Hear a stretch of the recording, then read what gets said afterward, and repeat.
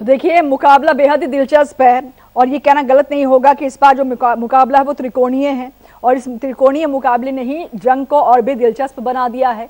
अब कसौटी पर कौन खरा उतरता है ये देखना बहुत दिलचस्प ये रहेगा, क्योंकि छठा चरण जो है यहाँ पर आपको बता दें कि जातीय समीकरण अगर देखें तो ओबीसी, दलित, यादव, मुस्लिम और ब्राह्मण फैक्टर रहता है। और योगी आदित्यनाथ की अगर बात की जाए तो गोरखपुर सीट से पहली बार प्रत्याशी के तौर पर चुनावी मैदान में ताल ठोकी है।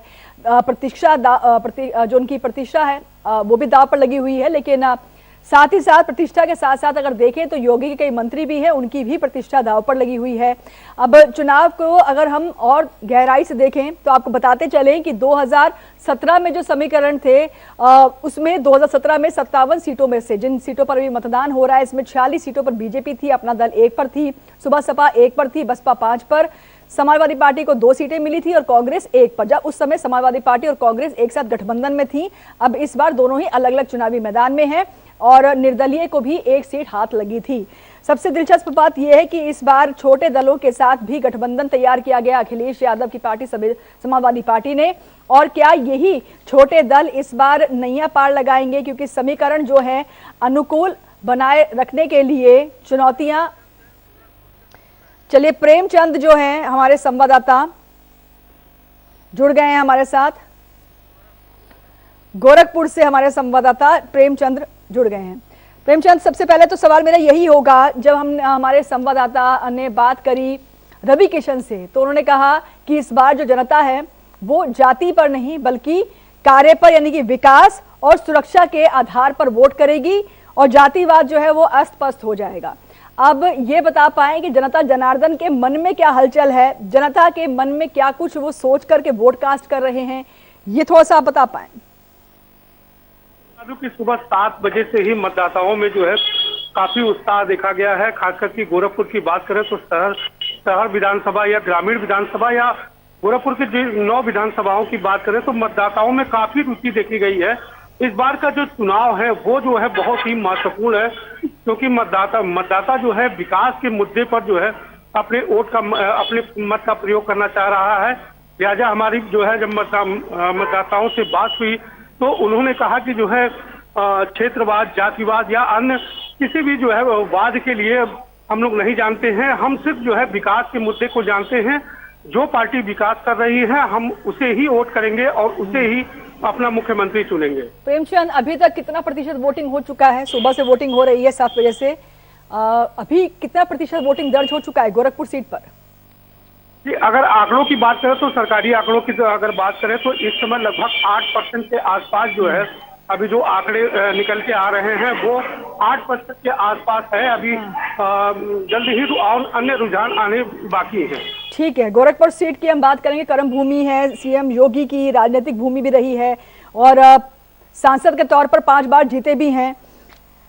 चलिए, बलिया से भी हमारे संवाददाता मृगांक प्रभाकर जुड़ गए हैं और बलिया की अगर बात की जाए तो 7 सीटें यहां से आती हैं। मृगांक, आपके पास आ रही हूं और सवाल मेरा आपसे भी यही रहेगा, विकास, सुरक्षा या फिर जातिवाद, किस आधार पर वोट पड़ रहे हैं? जनता जनार्दन क्या सोचकर वोट कर रही है और कितना प्रतिशत अभी तक वोटिंग हो चुका है बलिया में?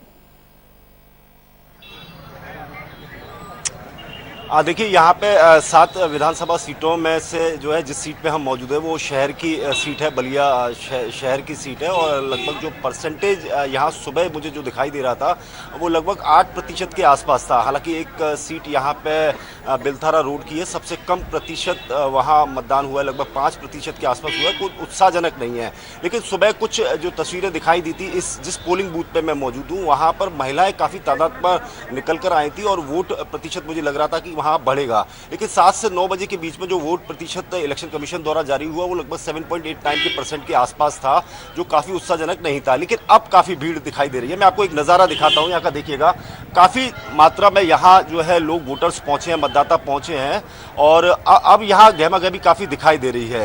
रोड पर काफ़ी चहल पहल यहाँ नज़र आती है और काफ़ी लोग जो है वोट अपना डाल चुके हैं। तो मुझे लगता है कि 9 बजे के बाद 11 बजे तक जो है काफ़ी जो है तेज़ी आई है और यहाँ जिस तरह से बूथ पे लोगों का हजूम लगा पड़ा, उससे लगता है कि यहाँ कम से कम इस बूथ पे बम्पर वोटिंग की आशा की जा सकती है कि शाम तक इस तरह की बम्पर वोटिंग यहाँ हो सकती है।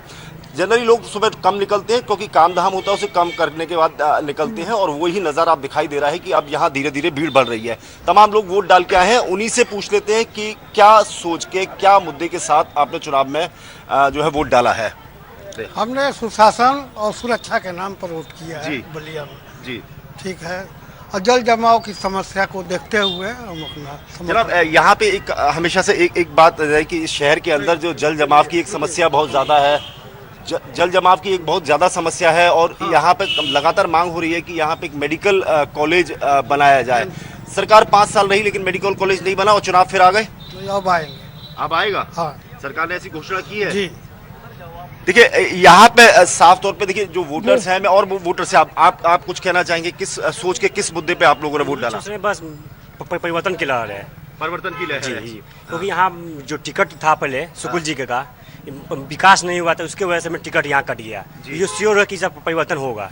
देखिए, ये बात तो सही है। लगभग 4 विधानसभा सीट यहाँ पर ऐसी हैं जिस पे पैराशूट कैंडिडेट्स मैं कहूँगा उन्हें उतारा गया है, और यहाँ पे जो कैंडिडेट्स आए हैं उन्हें शायद सीट्स के परम्यूटेशन कॉम्बिनेशन के आधार पे यहाँ भेजा गया है, उन्होंने यहाँ से इलेक्शन लड़ाया जा रहा है। 4 सीटें ऐसी हैं, 4 सीटें बदली गई हैं। अगर वाकई में विकास होता तो क्या कैंडिडेट बदले जाते? अगर विकास यहाँ हुआ होता तो पक्का टिकट नहीं कटता यहाँ पर। आप बताइए, आप तो सुरक्षा, वो बात ठीक है, मैंने मान लिया आपकी बात, लेकिन अगर विकास हुआ होता तो कैंडिडेट बदलने की नौबत आती?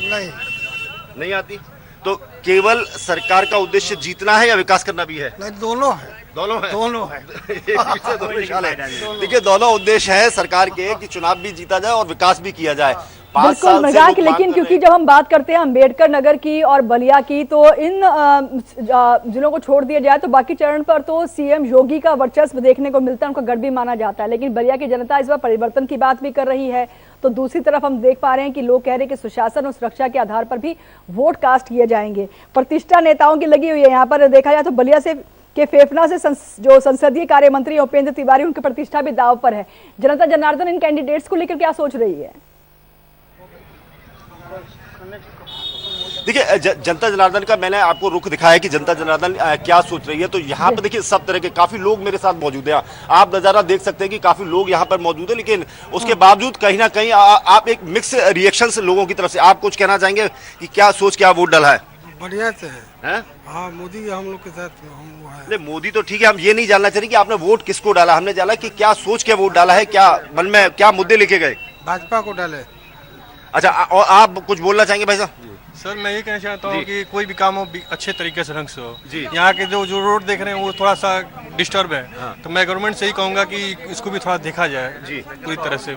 तो विकास बड़ा मुद्दा है या सुरक्षा बड़ा मुद्दा है? दोनो जरूरी है। दोनों जरूरी है। तो देखिए, यहाँ पर लगातार जो कह सकते हैं कि जो लगातार एक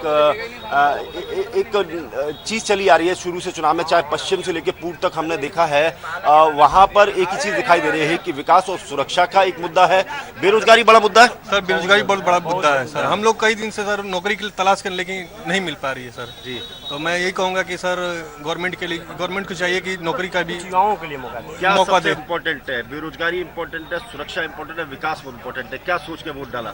सर, यही सोच के जाना है कि सब कुछ मतलब कि हम लोग के जरूरी है। मैं जो आपसे पूछा उसका जवाब दीजिए।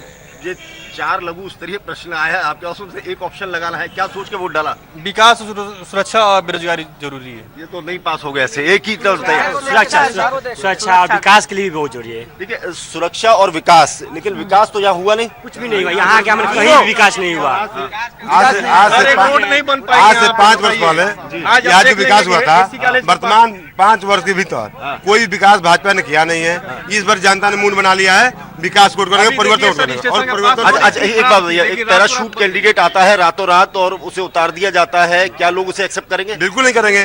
बलिया है, बलिया आपके लिए बलिया जिला होगा और हम लोग के लिए बलिया राष्ट्र है।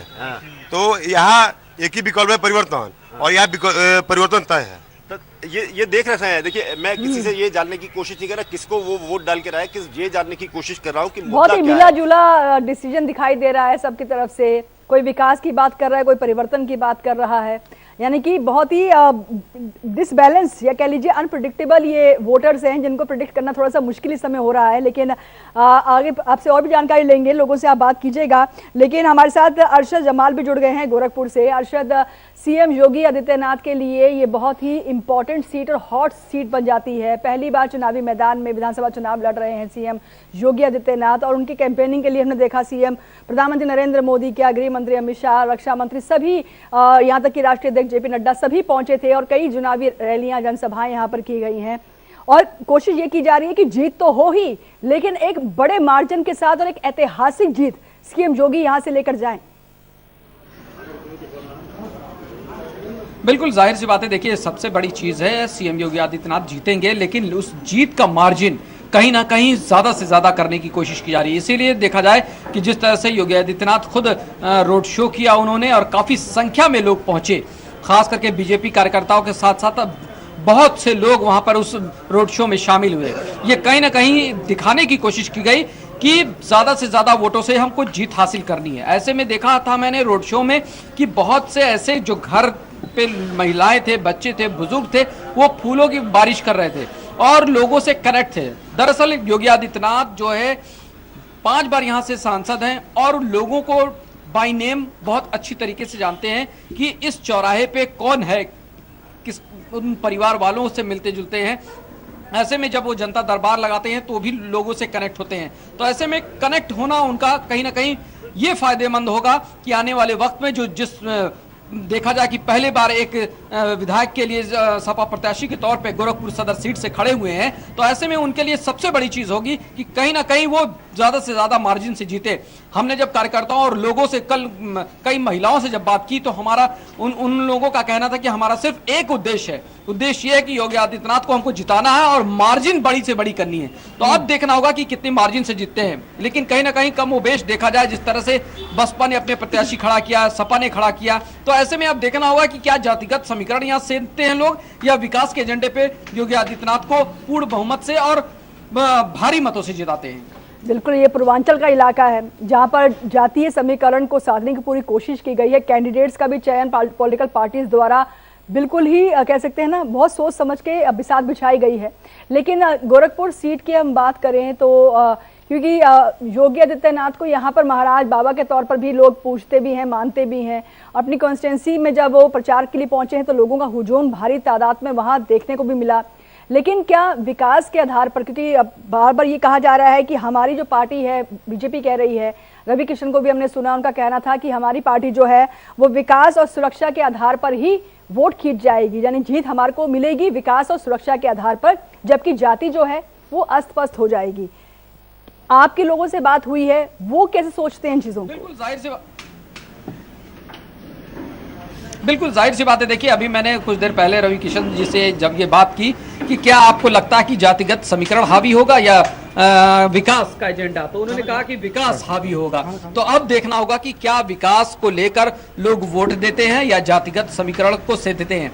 कई ऐसी विधानसभाएं हैं जहां जातिगत समीकरण हावी रहता है और कहीं ना कहीं देखा जाए पार्टी उन प्रत्याशियों को, उन कैंडिडेट्स को, चाहे पक्ष की हो या विपक्ष की हो, इसलिए वहां पर वोट बैंक के तौर पर साधती है कि कहीं ना कहीं वो मेरे लिए फायदेमंद हो, जातिगत समीकरण भी सेधेंगे और कहीं ना कहीं हम जीत भी हासिल करेंगे। बिल्कुल, हमारे साथ सिद्धार्थ नगर से अजय श्रीवास्तव भी जुड़ गए हमारे संवाददाता। अजय, सिद्धार्थ नगर सीट की हम अगर बात करें तो 5 सीटें यहाँ से आती हैं इस कॉन्स्टिट्यूंसी की, अगर बात की जाए, जिले की बात की जाए तो यहाँ पर आप क्या परख पा रहे हैं, लोग क्या सोच रहे हैं वोट कास्ट करते समय, और कितना प्रतिशत वोटिंग अब तक हो चुका है सिद्धार्थनगर में? देखिए, मैं आपको बता दूं कि सिद्धार्थनगर जिले में 5 विधानसभा सीट है, जिसमें 1615 मतदान केंद्र है। लगभग 19,50,000 मतदाता अपने मत का प्रयोग करेंगे। अभी तक जो स्थिति यहाँ पे है, मतदाता बहुत ज्यादा संख्या में बाहर नहीं निकल पा रहे हैं। जो है जिस तरह मतदाताओं में उत्साह होना चाहिए वो नहीं दिख रहा है। लोगों का जो रुझान है, लोगों की बातचीत से पता चल रहा है कि यहाँ लड़ाई जो है सीधे तौर पे सपा और भाजपा के बीच में है। पूर्व विधानसभा अध्यक्ष माता प्रसाद पांडे, स्वास्थ्य मंत्री जयप्रताप सिंह और बेसिक शिक्षा मंत्री सतीश द्विवेदी, 3 बड़े नेताओं की प्रतिष्ठा यहाँ पे दांव पे लगी है। तब मिला के देखा जाए कि चुनाव में जो जोश होना चाहिए लोग मतदाताओं के अंदर, वो अभी दिख नहीं रहा। हालांकि तमाम मतदान केंद्रों में काफी जो है साज सजावट की गई है, बाजे गाजे भी लगाए गए हैं, मतदान स्थल पे लोगों को जागरूकता करने के लिए लोग लगे भी रहे। लेकिन अभी तक जो रुझान मिला है, अभी तक 11 बजे तक जो वोट का प्रतिशत रहा वो बहुत, मतलब ये नहीं कहा जा सकता कि मतदाता बहुत ही ज्यादा उत्साहित हैं, लेकिन यह कि मतदान लोग शांतिपूर्ण ढंग से कर रहे हैं। बिल्कुल, तो सिद्धार्थनगर जिले के इटवा सीट पर देखें तो सतीश द्विवेदी और माता प्रसाद पांडे की प्रतिष्ठा दांव पर भी लगी हुई है। लेकिन बार बार बीजेपी दम भर रही है कि सुरक्षा विकास के मुद्दे पर इस बार वोट मिलने जा रहा है, लेकिन पूर्वांचल की जब हम सीटों का जिक्र करते हैं तो कहा जाता है कि यहाँ पर जाति हावी रहती है और जो छोटे क्षेत्रीय दल हैं, जिन पॉलिटिकल पार्टी के साथ जुड़ जाते हैं, सरकार उनकी बनवा जाते हैं। यहाँ पर थोड़ा सा बता पाए, सिद्धार्थनगर जिले की अगर बात की जाए तो यहाँ पर क्या ये फॉर्मूला सेट बैठता है? देखिए, मैं आपको बता दूं कि सिद्धार्थनगर जिले में पिछली बार 2017 का जब चुनाव हुआ था तो 4 सीटों पे भारतीय जनता पार्टी और 1 सीट